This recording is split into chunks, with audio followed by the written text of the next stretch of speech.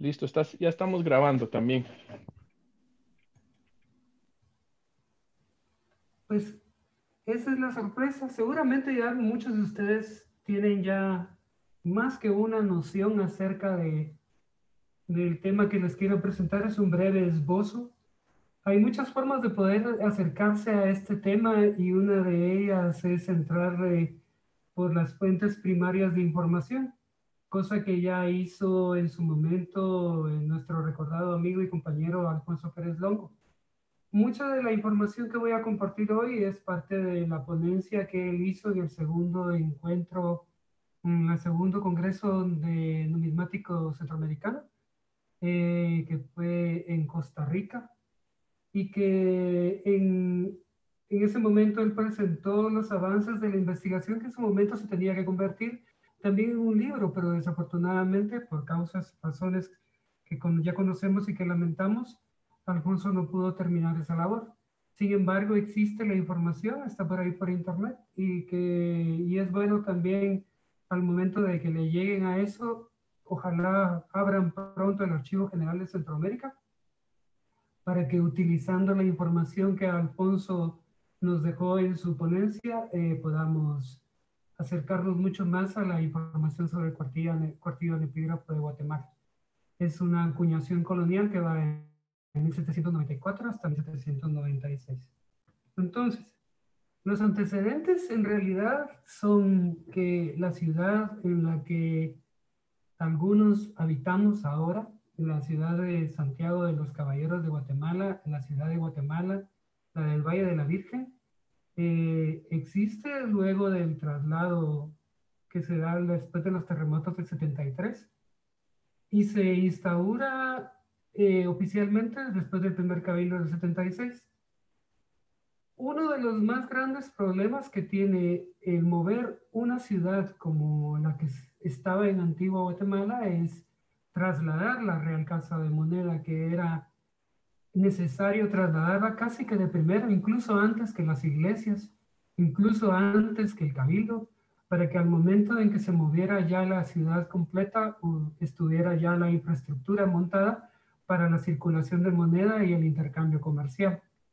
La ciudad de Guatemala en ese momento, para 76, no era ni señas de la ilustración que ustedes ven, que es una ilustración que es mucho más reciente de mediados del siglo XIX, claro está. Pero hay que pensar que la Casa de Moneda tuvo, antes de estar en la plaza central de Guatemala, anexa al Palacio Real, donde ahora está el Parque Centenario en Ciudad de Guatemala. eh, Estuve en otras dos locaciones, una de ellas, primera aquí cerca de donde yo vivo, cerca de la zona circunvecina al río Las Vacas, en la zona donde está eh, La Barrera, que fue entonces el municipio de La Barrera, y donde estaba ya la zona donde había una parroquia, donde antes vivió un párroco, se utilizó la casa para montar ahí la casa de moneda, y la intención en su momento era utilizar la fuerza del río Las Vacas para mover la maquinaria, cosa que no sucedió.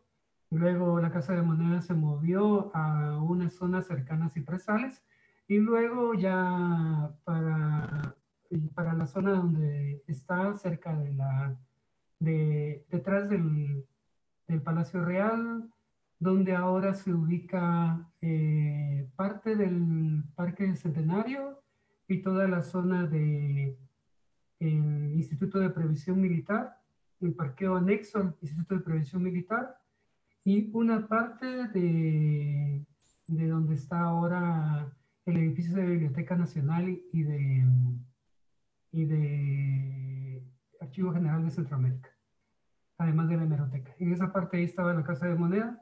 El grabador principal de esa Casa de Moneda que toca al tema que nos llega el día de hoy era Pedro de García Aguirre, quien había tomado posesión aún en Antigua Guatemala y que será uno de los encargados incluso de llevar a cabo obra civil y obra religiosa dentro de la nueva ciudad de Guatemala. Ese es un gran contexto en el que sucede la acuñación de cuartillos. Esos son como nuestros grandes antecedentes.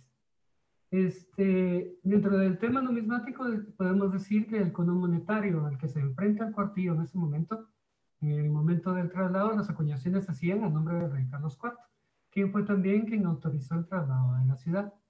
El cono monetario mantenía el sistema binario, es decir, donde la moneda mayor de plata era de 8 reales y en oro 8 escudos, y la moneda de menor valor parcial era de medio real también en plata.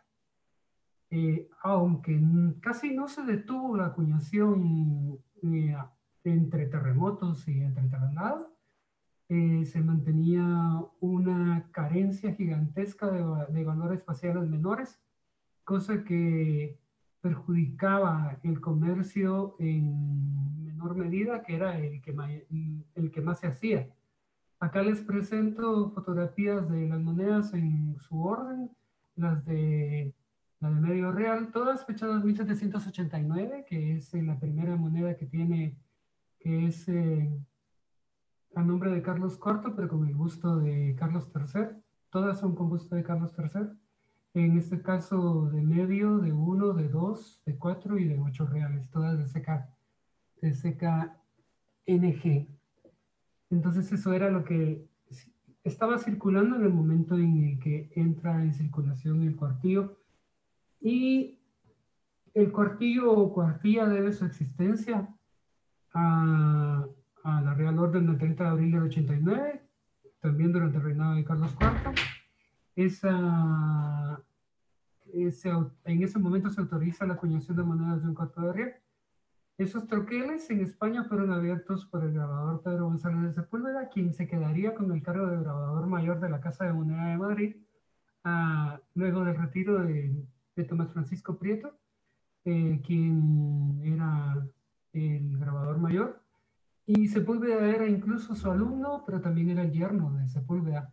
Entonces, casi que como de una manera hereditaria, Sepúlveda se queda con el cargo de grabador mayor. En la fotografía pueden ver el troquel de punzones, el troquel maestro, en el cual pueden notar que está fechado en Madrid con la M coronada, en 1789, año de la Real Orden. Arriba el nombre de Sepúlveda como grabador y responsable también de este tipo de acuñaciones o este tipo de punzones. Dos castillos y dos leones, que es también para hacer dos punzones de castillo y de león. Si los notan, están a derechas, están viendo hacia la derecha para que en el momento de punzonarlo queden vistos a izquierdas y poder hacer ya el punzón para poder hacer el trabajo. Y estos de acá son la gráfila dentada que iría en toda la orilla del cuartillo. Esto ya está pensado para el tamaño específico que según ley debería de tener el cuartillo. Sin embargo, a Guatemala esos troqueles van a llegar hasta 793. Y como se ve y por cuestiones también de emergencias, las primeras emisiones, como ya las conocemos, esos anepígrafos no tendrán marca de seca ni de año y de emisión. Y esto va a provocar muchos problemas en nuestro mundo numismático y de la circulación. El cuartillo o cuartilla anepígrafa, como lo conocemos, en el mundo numismático, no es el único que va a circular con esas características y esto va a generar confusiones. El primer cuartillo anepígrafo que se conoce y que ha causado muchas confusiones es este acuñado en la ceca de Santa Fe de Nuevo Reino, actual Colombia, en la cual circuló profusamente y existen también existe documentación para poder sustentar esta afirmación. La característica, como ven, es que tiene el castillo y el león, aunque las características son totalmente distintas. En algunos estudios se dice que el castillo y el león son tomados de la moneda de 8 reales columnaria anterior a de las monedas columnarias. Entonces tiene que ser anterior a la Real Ordenanza que mandata que se hagan monedas con el busto del rey. O se utilizan o se reutilizan esos punzones de castillo y de león. Este cuartillo tiene la característica que es el que ha causado mayor confusión, sobre todo porque para Guatemala mayor cantidad de información que ha llegado sobre ellos viene de Kurt Prober, del libro de Historia Numismática de Guatemala de Kurt Prober, y Prover lo asigna a Guatemala, incluso lo asigna como el cuartillo anepígrafo de Guatemala, y él afirma que ese es el cuartillo que debió circular. En el mundo numismático que yo conocí de los 90s y del 2000, este cuartillo era que le decían de 7 ventanas o de 9 ventanas, algo así, era el nombre que se le daba por la cantidad de ventanas que tiene, de 7 ventanas, por la cantidad de ventanas que tiene el castillito, que son las 4 de abajo y las 3 de arriba. Estas de las almenas no serían ventanas, pero era el que se le decía de 7 ventanas y era muy buscado, pero en realidad no es un cuartillo guatemalteco, sino que ya está confirmado que es una acuñación de Santa Fe de Nuevo Reino, todavía del siglo XVIII, siglo XVIII, principios del siglo XVIII. Otros cuartillos, entre ellos está el anepígrafo de Potosí, que es de la actual Bolivia y entonces todavía el Reino del Perú.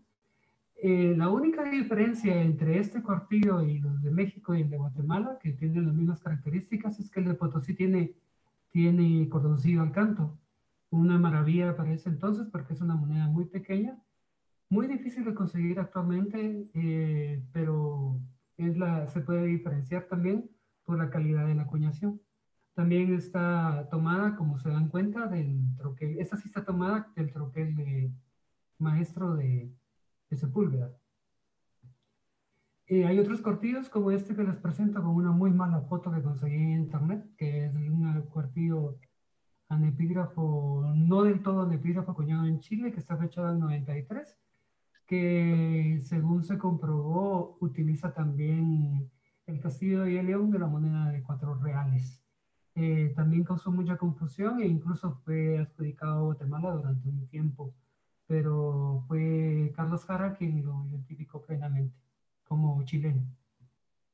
Otros cuartillos, el cuartillo mexicano es el más parecido al acuñado en Guatemala. Está muy centrado, no tiene cordoncillo al canto y su acuñación es muy firme. Pablo Luna presenta en un estudio que se puede encontrar en internet una hipótesis, varias hipótesis, entre ellas la primera es que estas monedas mexicanas fueron troqueladas entre 1794 y 95, y que esto se debe que se sabe que el 30 de agosto del 95 se publicó ese Real Decreto para evitar la falsificación de las monedas de cuartillos, sobre todo la del cuartillo guatemalteco, y que se ordenaba añadir nuevas medidas de seguridad, y las medidas de seguridad en sí eran colocarle dónde se acuñaba, cuál era su valor facial y el año, que también eso iba a ayudar a que se supiera y pudiera tener control de dónde se acuñaba. Algunas hipótesis sobre el cuartillo mexicano dicen también que estos eran utilizados para el comercio de ultramar y que se habían acuñado para mandarlos a Filipinas, para que en la nao de Filipinas fueran llevados hacia allá, ya que, como ustedes sabrán, Filipinas era parte del reino, del virreinato de México, de la Nueva España. En tanto a cuartillos, tipos de cuartillos, estos serían los que nos podrían causar confusión, sobre todo el mexicano, porque guarda muchas de las características. Sin embargo, cuando uno ya ve el cuartillo guatemalteco, se puede dar cuenta de las características que este tiene. Es muy raro encontrar un cuartillo guatemalteco que tenga las características similares a este que se muestra en la fotografía del cuartillo mexicano. No tiene cordoncillo, al igual que nosotros. También utiliza las características del troquel maestro de Sepúlveda. Pese a los esfuerzos del grabador Pedro de García Aguirre, no se contaba en Guatemala con una máquina capaz de acordonar esas piezas tan pequeñitas. Y se sabe por documentación de primera mano que fueron acuñados por una máquina que el mismo García Aguirre inventó, y porque no se contaba tampoco con un volante que diera la presión necesaria, el golpe necesario para poder acuñar esas piezas. La primera acuñación documentada de cuartillo guatemalteco es en 1794, a principios de 1794. Esto lo hace incluso más antiguo que el cuartillo mexicano y se puede decir que esta es una de las primeras veces en que Guatemala le gana a México en algunos tipos de acuñación. Sobre todo también en el estudio de Pérez Longo se hace mucho énfasis en la característica de que no tiene cordoncillo, porque en la documentación con la que se cuenta se narra únicamente que los punzones o los troqueles maestros que vienen, vienen únicamente la gráfila, el castillo y el león. No viene el troquel del cordoncillo que debería llevar el cuartillo. Entonces es una de las afirmaciones que hace Pérez Longo para decir que estas deberían ser las características que uno debería de buscar en el cuartillo anepígrafo guatemalteco. Para julio de 1794, algo que no sucedió es, en realidad se eleva la solicitud a España para la elaboración de monedas de 1/8 de real.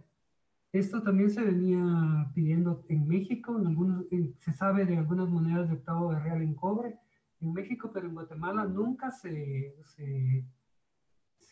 acuñó moneda de 1/8 de real. Voy a leer el texto que acompaña esta diapositiva que dice, para la elaboración de octavos, ratificando que se envían las mencionadas muestras y aclarando que se cambia el tamaño de los signos, o sea, del castillo de León, tanto del cuartillo como de las muestras del cuartillo, como del octavo, para poder diferenciar uno del otro. Y el texto dice que guardan uniformidad o correspondencia, y en la cita en una carta anterior que mandaba Pedro García Aguirre confirma también la correspondencia de peso, es decir, que 2/8 harían un cuartillo, es decir, se imaginan el tamaño de esas monedas, que 2/8 pesados tendrían que pesar lo que pesa un cuartillo. Y en el documento se argumenta que los octavos se recibirán con gusto, porque los cuartillos que están corriendo no son, o sea, corren sin repugnancia y son los que más resisten toda novedad. O sea que aún dentro de la población indígena de Guatemala se iban a recibir sin mayor problema. Sin embargo, como se sabe, eh, no se hizo acuñación de monedas de 1/8 de real. Esas como ahora van a ver que es una presentación muy, muy rápida. El guatemalteco o el cuartillo guatemalteco en epígrafo entre 1794 y 96 se acuñaron 493.669 monedas. Ese es el dato de las que hay en las reales, en las ordenanzas y en los libros de cuentas. No sé si solo yo no escucho, pero me dice que el micrófono está silenciado. Perdón, ¿quién habló? ¿Me escuchan? Sí, yo estaba escuchando toda la presentación, no sé quién más nos... ¿Y se escucha? Sí, ¿quién está teniendo problemas con el audio? Creo que es Ever. ¿Sí, se escucha ahora, Ever?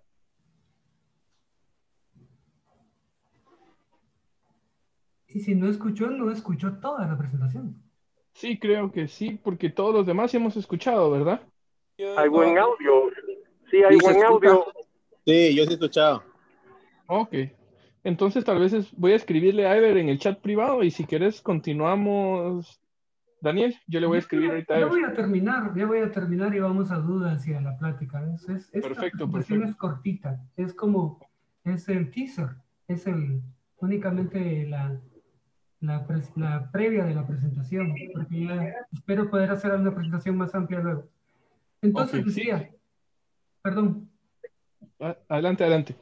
sí, que la cantidad de cuartillos son epígrafos acuñados entre esos 3 años, digamos, 94, 95 y 96, es de 493.669 monedas. Es decir, no llegan a las 500.000. Podemos decir que no es una moneda escasa, la de la nepígrafo, pero encontrarla en buenas condiciones es difícil. El 30 de agosto del 95 ya se pide que se ponga fin a la acuñación del anepígrafo, que es parte de la ordenanza que ya les había mencionado, y para Guatemala se empieza a imprimir moneda las características de seca, valor facial y año en 1796. Una moneda que tampoco es muy difícil de conseguir y que durante mucho tiempo se consideró como la primera moneda de cuartillo guatemalteca porque no se tenían datos suficientes como para poder adjudicar el anepígrafo a Guatemala. Entonces, esos son los datos que yo tengo para ustedes. Espero que esto sea, como les decía, una manera de poder abrir la discusión. Tengo muchísimos más datos y muchísimas más cosas que puedo compartir con ustedes si tienen dudas. Y pues eso, yo les agradezco bastante y espero haber llenado las expectativas de tanta espera para una presentación tan corta.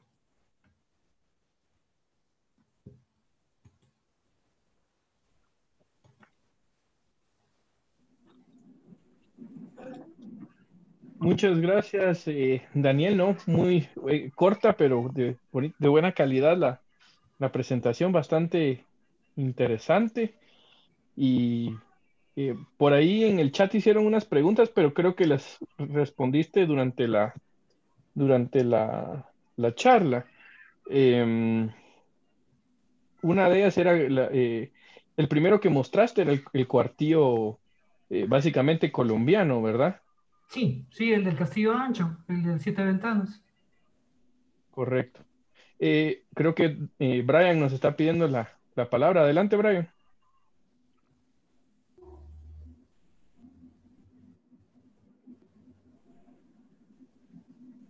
Fíjate que se me marcó, Jacobo, disculpa. Ah, no, no hay problema. Dale, dale, gracias. Rodrigo Duque, creo que nos... Adelante, Rodrigo. Gracias por la invitación y gracias por la charla, muy interesante, como dicen, corta, pero con mucho contenido. Yo solo quería confirmar en alguna oportunidad con Alfonso Pérez, que en paz descanse, se había hecho el esfuerzo también de buscar algún documento de ver si habían ensayos en el tema de cuartillos de oro, pero a esa fecha nunca se encontró. No sé si siguieron haciendo el esfuerzo de buscar algún documento. Gracias. En mi caso, sí todavía intenté apoyar a Alfonso en la búsqueda de documentación sobre otro tipo de moneda de valores menores a un cuartillo. Y lo que sí se sabe, y sería interesante que en algún momento apareciera, si no es que ya existen en la colección de alguien, es que sí hay alguna mención sobre pruebas en otros metales. O sea, para poder probar la consistencia del uso de la nueva máquina que Pedro de García Aguirre hacía. Sobre oro o otro metal precioso no hay ningún dato. Pero sobre otros metales, que en este caso me aventuro a decir que podría ser cobre o bronce, o cobre sobre todo, por el tipo de acuñación que podría resistir el golpe del volante, eh, es posible que se aparezca en algún momento o que ya exista en alguna colección alguna prueba de anepígrafo en cobre. Ok, muchas gracias. Yo igual lo que sí habíamos tenido algún conocimiento es que habían pruebas en otros metales, ¿verdad? Pero nunca temas de oro, ¿verdad? Sí, Gracias. en otros metales eso es lo que yo sé, Rodrigo, y con gusto puedo compartir la documentación, bueno, por lo menos los nombres, los números de folio y de expediente del Archivo General de Centroamérica para poder utilizar esa información. Ok, por favor, muchas gracias por el Sí, será un apoyo, gusto. gracias. Hay una pregunta en el chat, voy a leerla, permíteme un minuto. Creo que es Carlos el que nos pregunta si la moneda de un cuartillo fue la que más circuló dentro del pueblo, es decir, los cuartillos de esa época. Considero que sí, porque también la cantidad de cuartillos que se acuñaron sobrepasa cuando uno mira los libros de acuñaciones, cuando uno mira, se da cuenta uno que incluso es mayor la cantidad de monedas de un cuarto de real que las de medio real, aunque esas dos monedas serían las que más circularían y las que más se acuñaron. La moneda de mayor valor, que es la de 4 reales para arriba, estaba reservada como para transacciones mayores. Hay datos incluso también que dicen que con un cuartillo de real se podía tener incluso cubierta la alimentación de un día. Era algo así como terrible la cantidad de cosas que se podía comprar con una moneda tan menuda. Entonces el problema era ese, que con una moneda tan pequeña debía de haber una circulación amplia para poder cubrir eso. Porque si había una solo moneda grande, eh, la circulación o el cambio o el comercio en sí era casi imposible. O sea, no se podía hacer comercio porque no se podía dar cambio. Se llega incluso a tener tablitas, se hacen tablitas de madera que podrían ser como el antecedente del tatarabuelo de la ficha de finca, que era como unas tablitas a las que les decían, eh, no me recuerdo cómo decían las tablillas, pero eran tablitas que se daban en los comercios como para decir que quedaban por vuelto. Y esas tablitas circularon durante mucho tiempo, en la época colonial, sobre todo en poblaciones alejadas a los centros urbanos. Se suponía que uno podía llegar a casa de moneda con una moneda de mayor valor facial para cambiarlo por monedas de menor valor facial, o en el mercado habían casas de cambio de ese tipo, pero en la práctica no se llevaba tan a cabo, sobre todo con la constante situación de quiebra que tenía la Casa de Moneda de Guatemala, que nunca estuvo en buenas condiciones para poder trabajar.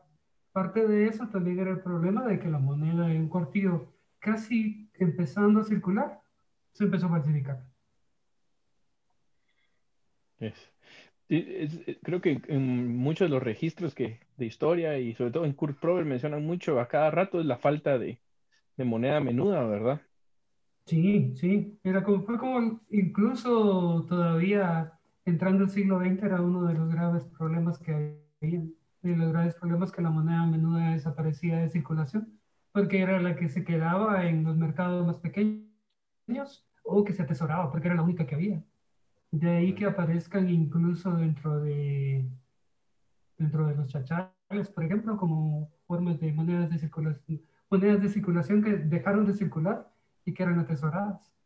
Todavía guardo yo un hilito rojo que tiene 16 cuartillos pequeñitos que eran de mi abuela y que es un hilito rojo que nunca les pienso quitarle ese hilo con los 16 cuartillos, todos de principios del siglo, de finales del siglo XIX, todos todavía de plata, de esos chiquititos. Y era como el gran tesoro de ella, era en realidad era poco dinero, pero era el gran tesoro. Y ella siempre lo guardó como tal, y era como pensar que esa era la única forma de poder tener acceso a dinero contante y sonante. Correcto. Axel había levantado ahí la mano adelante, Axel. Así, gracias. Es una pregunta, pero antes agradecerte por la exposición muy buena, Daniel, y mira, en público te pido disculpas que ya me habías confirmado, pero me dio pena preguntarte en el inicio de la semana para poder hacer la presentación y publicarla en los grupos. Entonces, y disculpa, Daniel, ahí en público te digo que No hay fue muy a la problema, carrera, yo tranquilo. todavía pidiéndote ahí que podíamos hacerlo la otra semana, que muy, muy bueno el tema. Fíjate, mi pregunta es, Daniel, ¿existe alguna variante del cuartillo de Guatemala? O porque yo estoy obsesionado a buscar, tengo un montón de cuartillos en mi libro buscando una variante. Hay una que tal vez yo creo que aquí se mira, pero puede ser que no sea no sé si se logra ver. Con el castillo más ancho, a veces hay una Ajá, sí, no sé que si, que miran le la, empieza a uno a contar los ladrillos y parece que tuviera más ladrillos que el otro. ajá, no sé si solo es no sé si mira la base roja Sí, contra la azul que y la pasa que diferencia entre te das cuenta de que tenés en azul es mexicano. ah, es eso. Sí, Y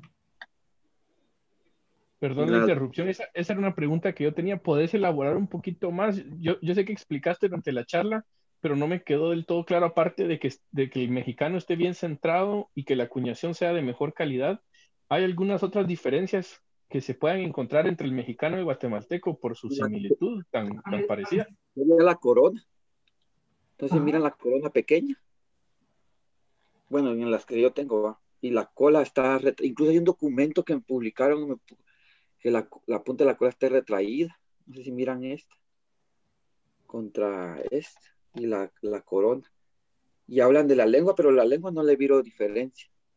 Lo que pasa es que también hay que pensar de que con pocos punzones hicieron un montón de acuñaciones.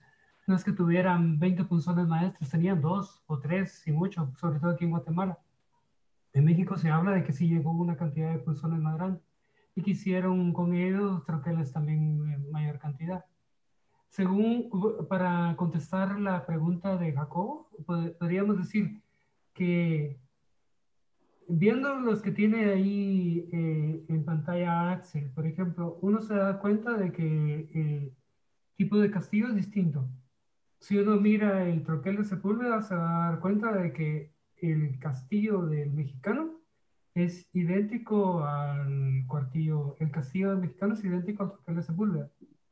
En el caso de Guatemala, García Aguirre tuvo que hacer variaciones para poder imprimir y la mayoría las imprimió con troqueles dañados porque tuvo que utilizar un volante más grande para poder sacar punzones de trabajo.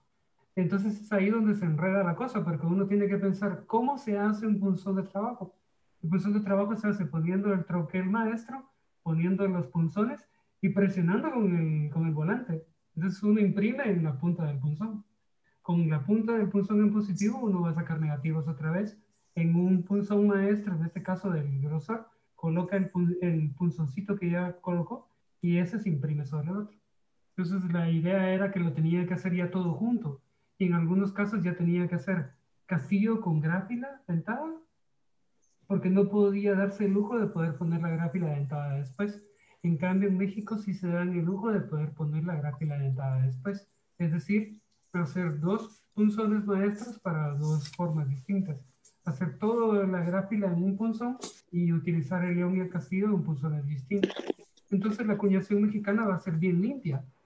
El centrado decía yo porque se puede ver casi toda la gráfila en todo el lado, si no es que toda la gráfila incluso del ancho.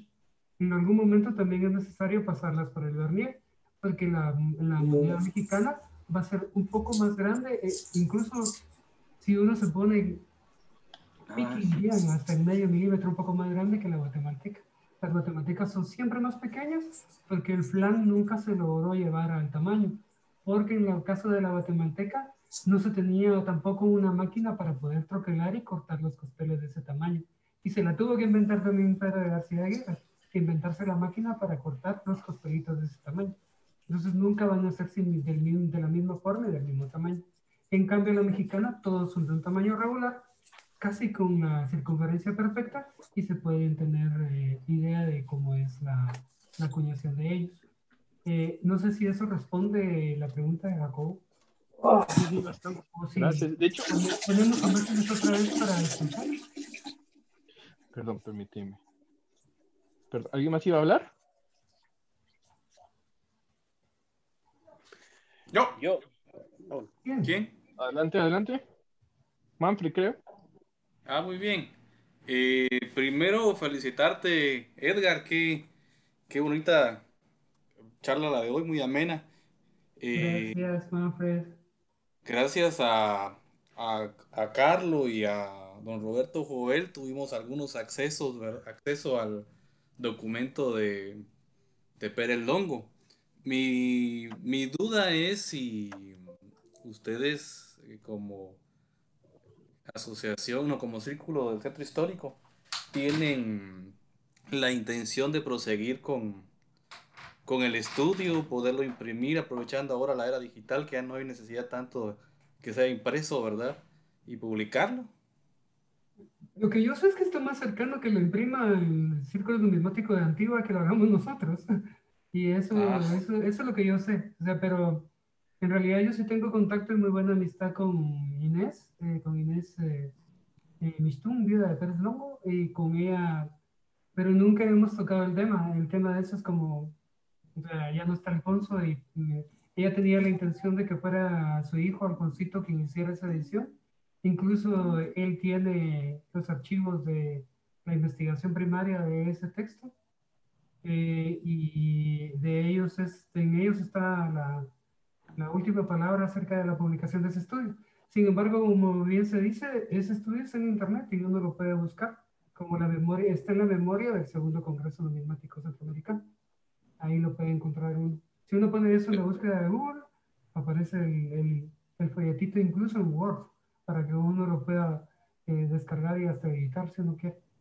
Y ahí están las ponencias de otras personas, incluyendo don Roberto Jovel y Manuel Chacón, Alan Ludeking, Carlos Jara. Ahí están todas esas ponencias y es interesante poder entrar a ellas.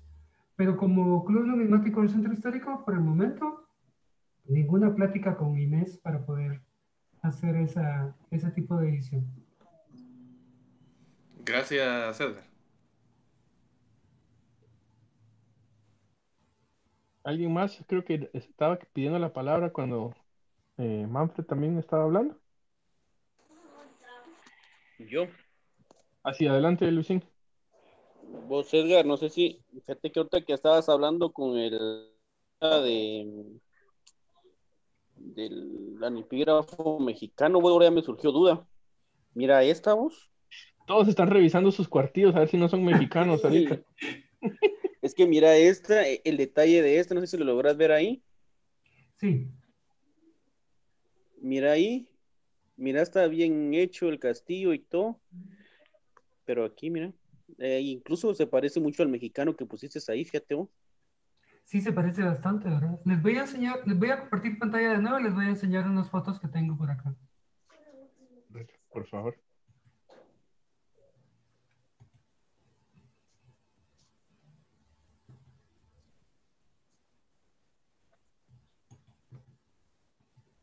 Pues, regresando a esta fotografía, por ejemplo, la que les mostré,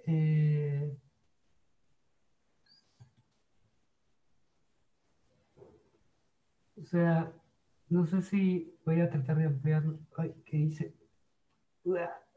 Me atropella la tecnología.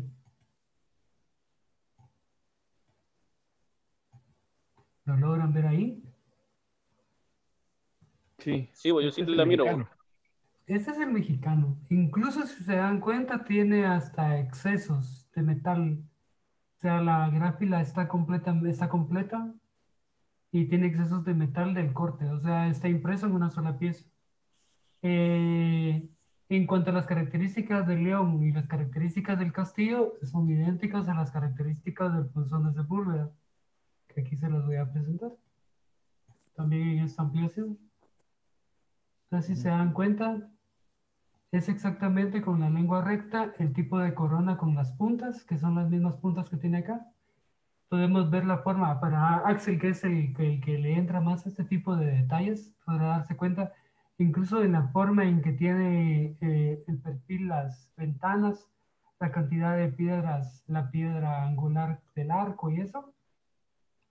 Y volvemos a este para que lo vean.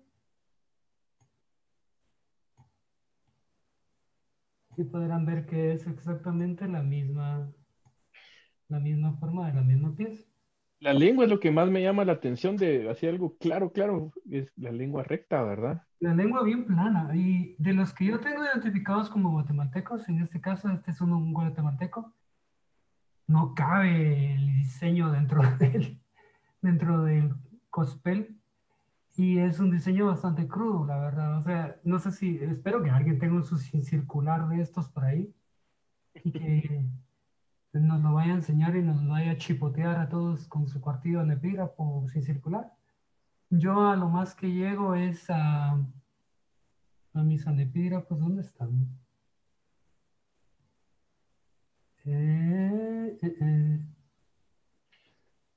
Yo solo de Río tuve una. Un anepígrafo de Río. Sí, negrito. Estaba bonita la condición, pero más negro que la conciencia de Luis. Luis Estrada estaba feo entonces.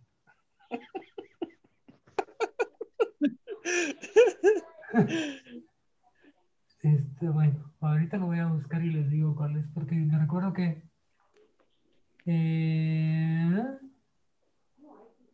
aquí está. Mira vos, Edgar, fíjate que le tomé una foto con el otro teléfono. Mira el detalle de ese, vos. Qué bonito está ese. Está sin circular pero de circular de Jacobo, dirías vos. Estos son mis anepígrafos, miren, jóvenes, de río. Bastante bien la condición de la gráfila en este caso, pero no como el otro que tenía como el mexicano que ya vimos, que sí tiene, que está identificado como tal y que tiene tiene el exceso de metal. Y en algún momento se desaparece la gráfila en la parte de la cara del león. Y este también completamente descentrado y desaparece del lado de la cara del león, también desaparece la gráfila. El tipo de lengua es esta lengua curva y va a tener también la misma característica del tipo de ventanas en el castillo. Estos son mis anepígrafos. El agujero, no le hagan caso al agujero. Está bastante bien el estado, pero es lo único. No sé si logran verlo ahí más grande. Muy bonitos. Pues esas son las características de ese. ¿Se ve más grande ahí? ¿Lo logran ver más grande? Sí. Pues esas son las características. Si se dan cuenta, no tiene la lengua tan recta como el otro.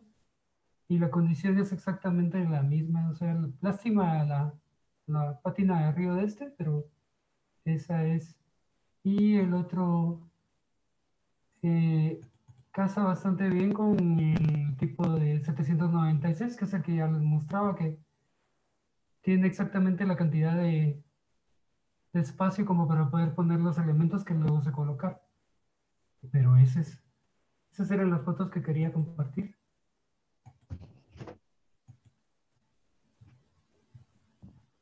Pues no sé si eso también responde a la pregunta de las características que pueda tener el mexicano o con las dudas que dan el poder ver el mexicano en contra del cuartillo guatemalteco.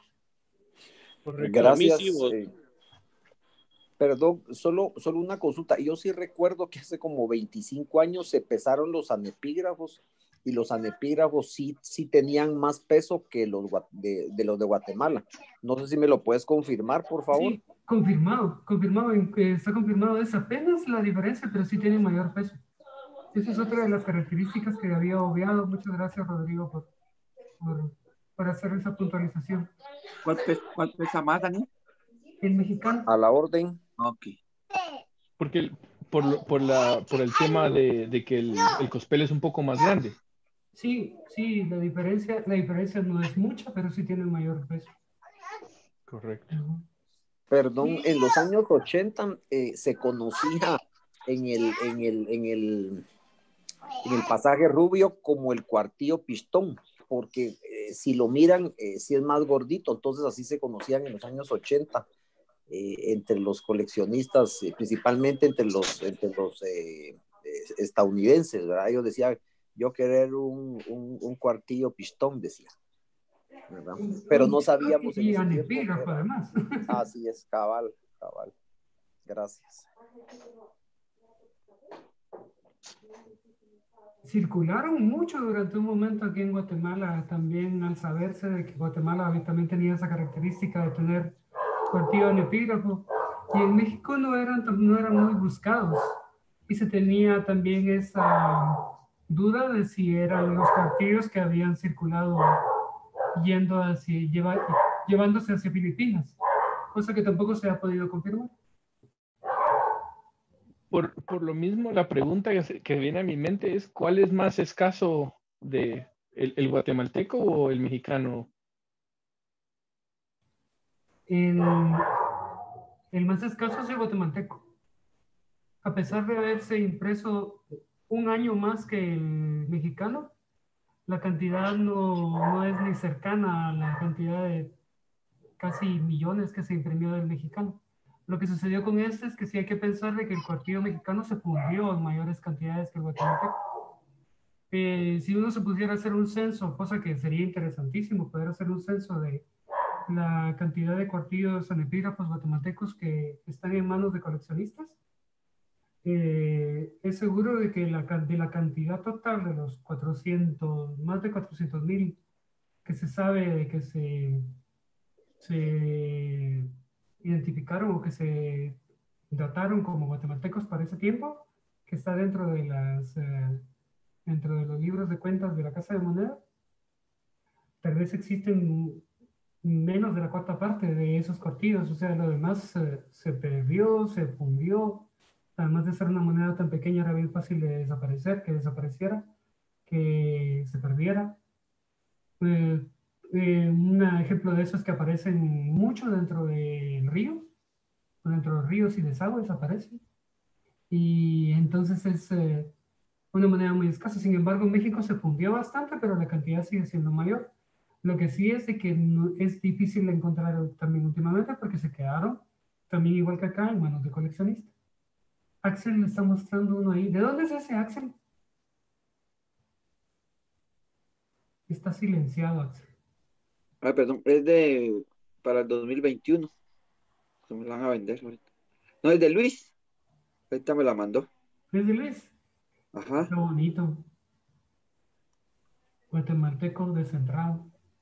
¿Es guatemalteco, vos? Descentrado. ¿Cuánto pesa, Luis? Ahorita, espérame, te voy a traer la pesa y lo voy a pesar de una vez, espérame.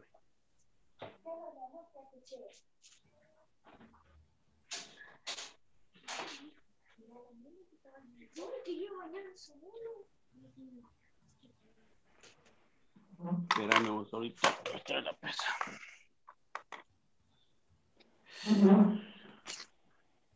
Yo creo que este lo llevó Axel, ya no lo encuentro. Bueno, entonces mándamelo para acá. Ya si no lo quieren. Que se lo llevó el gato y se lo comió.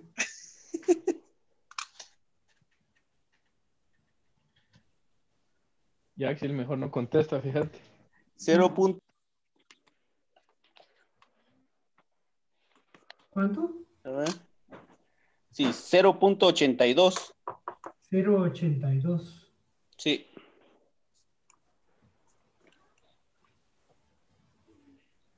$0.82. En un tiempo tuve como unos 10 de estos, ¿vos? Creo que te vendí uno, Edgar. Sí, creo que el que no es de Río, ese te lo compré. ¿Va que sí? Y tengo otro que pesa 0.71, fíjate vos. Pero el otro sí está más liso que el Jacobo. Ya mejor no hago comentarios porque ya están los ataques directos. Ya, eso ya es rencor. Sí, cabal. Pues en ese caso también hay que anotar que uno de los problemas básicos que tuvo la acuñación de cuartillos en primer momento fue el peble, porque como no se podía tener un control sobre el tamaño del cospel ni sobre el grosor de la lámina, muchos de ellos fueron de mucho menor peso que el legal. Entonces hubieron peticiones de parte de la Casa de Moneda de Guatemala para que les autorizaran subir la cantidad de feble que podía tener la moneda porque no podían tener un control sobre su acuñación. Aún en 1796, ya cuando ya se estandariza que tengan los datos que ya dejan de ser anepígrafos, se sigue teniendo problemas con el feble. Se sigue teniendo muchísimo y en mi experiencia no hay dos cuartillos que pesen lo mismo. Ni de época colonial ni de Federación Centroamericana.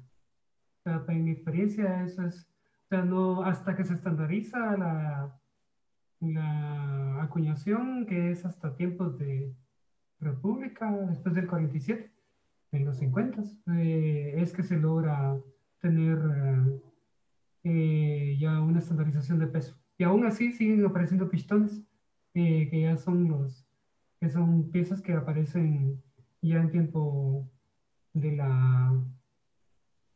la República. Está preguntando algo Carlos, ¿verdad? Estaba preguntando si los cuartillos circularon en esa época en España. En España no circuló cuartillo. En España, como se circulaba moneda de cobre, no circulaban cuartillos. Los bellones y los maravedis. Sí circulaba.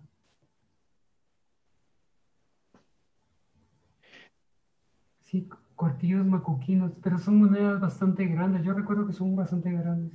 Así que se presenta Axel. Pero eso es parece colombiano también, ¿verdad? De Colombia o de Sudamérica. Es de la Sí, Casa de Santa Fe. sí, es también del colombiano, pero todavía del paso de la Mecoquina a la Redonda, utilizando los punzones de Castillo de León de la moneda de 8 reales. No, Carlos, no circularon en España que yo sepa los cortillos, o por lo menos una moneda tan pequeña, no. O sea, circularon monedas de cobre, de cobre, y eso era lo que suplía la moneda de menor valor. Una pregunta, Daniel. Por ejemplo, Sí, yo lo he visto más en medios reales, que los partían a la mitad para utilizarlos como cuartillos. ¿Pasó eso también con los cuartillos para usarlos como un octavo? sí pasó, incluso los cortaban hasta en cuatro. O sea, en realidad era con cincel, ocho, un golpe y partirlo en cuatro, partirlo en dos. Un 16avo. Y sí, pero era penado por la ley. O sea, quien lo hacía, porque después había que llevarlo a casa de moneda para cambiarlo. Y si lo llevabas partido, era delito. Era delito el hacer ese tipo de travesuras con las monedas. Y eso es bueno saberlo porque así no te van a vender ahora un partido y te van a decir que es de época, ¿no? Ujú, ujú. Conociendo a los vendedores de monedas, que son tan pillos. Te va a decir que es un octavo, te va a decir. Que no Sí, escuchan, Luis. Una pregunta, ¿me escuchan? Heber, Sí, adelante, Ever. Sí, ¿los cuartillos fueron exclusivos de Guatemala o a nivel Centroamérica? como la casa de moneda de Guatemala era la casa prácticamente para toda Centroamérica, su circulación fue generalizada desde México. O sea, México con su casa de moneda propia en toda la zona de la Nueva España, incluyendo Filipinas, circularon cuartillos desde 1795. En Guatemala, el reino de Guatemala, que ocupaba parte de la actual Chiapas, Tabasco, hasta Guatemala, la actual Belice, Honduras, El Salvador, Nicaragua y Costa Rica, circularon los cuartillos acuñados en la Casa de Moneda de Guatemala. En Panamá, que ya era parte de la zona de la Gran Colombia, circularon los cuartillos que se imprimían en Santa Fe de Nuevo Reino. En la zona de Sudamérica circularon los cuartillos que se imprimían sobre todo en Potosí, aunque se conocen también cuartillos acuñados en Argentina y en Chile, como el que les mostré que está fechado en 1793. Muchas gracias. Porque Bueno, creo que la pregunta de Ever también era, no había otra casa de moneda en Centroamérica, entonces el cuartillo de la Capitanía General era el que se utilizaba como tal. sí, es correcto. No habían cuartillos en ningún otro lado más que o sea, no había otra casa de moneda. Luego de la independencia, sí se autorizan otras casas de moneda y conocemos acuñaciones de Tegucigalpa, de León, Nicaragua y la de Costa Rica. En Costa Rica ya se aparecen eh, acuñaciones propias. Ese es el potosino, el que está mostrando ahora. Ajá, La ajá, diferencia es que este tiene cordoncillo. Ah, tiene conductivo. Sí, esa es la única manera, la mejor manera de diferenciarlo es que tiene cordoncillo. Ajá, buenísimo. Ujú. Por eso siempre hay que verlos, manipularlos, verles el canto para ver si tiene cordoncillo. ¿Y este qué tan escaso es? El potosino es bastante escaso actualmente, así no se ve tan seguido. Sobre todo porque también fue fundido. O sea, hay que pensar que su acuñación es también bien temprana. O sea, han pasado muchas guerras desde entonces. Correcto. Y si se dan cuenta, también cubre las características del punzón de Sepúlveda. César, iba a hablar César, ¿no? ¿Alguien más tenía? Sí, creo que por ahí. Adelante, ¿quién tenía una pregunta?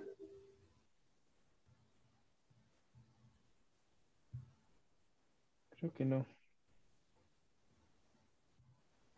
¿Alguien más que tuviera alguna pregunta, jóvenes, o alguna ¿Algún comentario?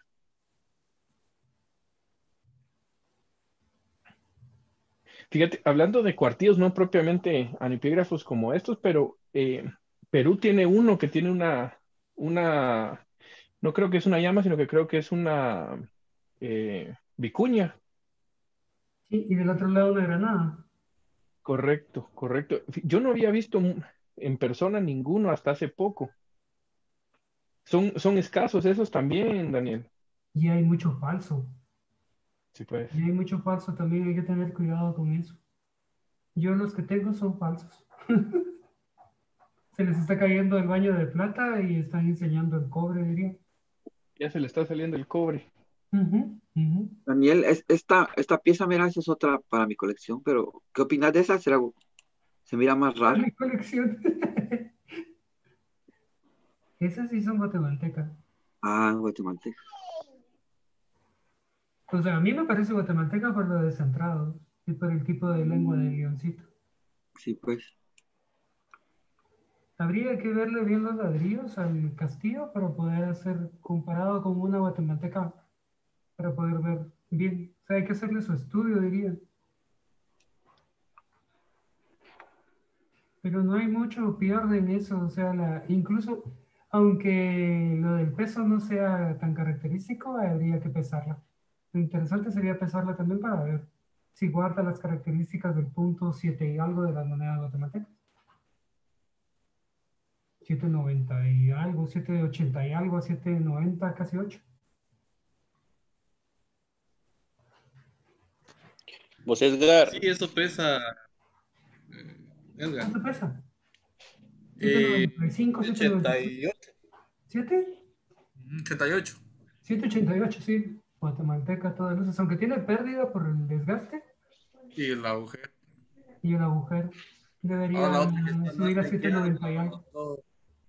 Entonces, la de Luis, que es punto 82, ¿caería dentro de ese rango o cae más dentro del peso Cae mexicano? más, cae más dentro de... Es que por el tipo de las características que enseñaba Luis de que tiene el descentrado completo, puede ser más guatemalteca, pero la guatemalteca está más cercano al punto 80000 que al punto 82, punto 83, ¿no?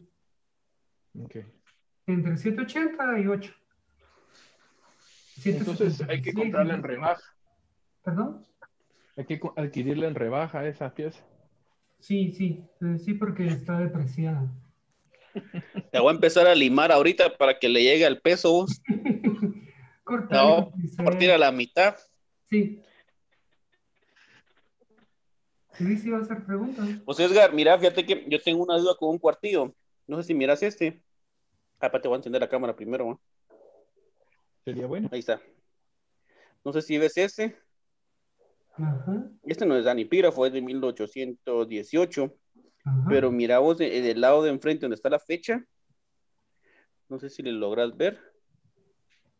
Que está nítido. Espérate ahí, mira. Ya hasta una pátina linda tiene. ¿No Pero tenés foto, Luis? mira el leoncito. Porque no me está Sí tengo, enfocando la cámara. pero no sé dónde chingados está. ¿De qué año es? Espérate, voy a tomarle 1818. Espérate, le voy a tomar una foto y la voy a poner en el otro teléfono, permíteme. Pero ¿cuál era la duda, Luisín? Que por qué el castillo está nítido y el león está como desgastado, ¿no? Buena pregunta, pero creo que no tengo respuesta para ello. O sea, le puede ser muchísimas cosas. Puede ser un mal golpe, un desgaste de troquel, puede ser que haya sido ¿Qué le presionada pasó? contra una superficie más dura de ese lado. O sea, ahí sí es elucubrar, o sea, no podría tener una respuesta, a no ser que esté demasiado apachado o demasiado plano al lado del león, que digamos de que fue ya demasiado uso. Hay que pensar que Mira, el león es la cuna. Está pensando que la cuna es el troquel de abajo y el troquel es el móvil, ¿no? Entonces el león va a estar siempre firme ahí, no se va a mover. Y es el que más desgaste va a recibir. O sea, va a recibir desgaste. Pero el móvil, que es donde se le hacen esos cambios de cambiarle la... O sea, solo se quita ese de la máquina y a ese se cambia para el de la nueva fecha. Y el otro se queda siempre ahí. Se pudo haber estado desde 1796 puesto ese troquel ahí en la cuna sin moverse. Y eso puede haber hecho que después de tanto tiempo se desgastara. Ya, no sé si miras ahí la fecha. 8/18, bien nítida la fecha. Va, entonces ahora. ¿Dónde chingo está el otro? Mira el Jacobo, mira el león. Mira. Sí, para mí es desgaste de troquel. O sea, desgaste de troquel. Ya. Este Sí, sí, ese lío sí porque tiene es la. demasiado distinto una cara a la otra. No es un desgaste parejo. Sí. Gracias, Edgar. Bien, Ese era nada. mi duda.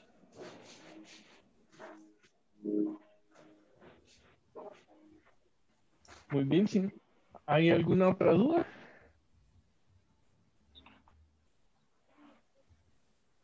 Si no hay más dudas, voy a proceder a finalizar la charla formalmente. Por ahí Carlos está comentando que los octavos solo son de Quetzalteca.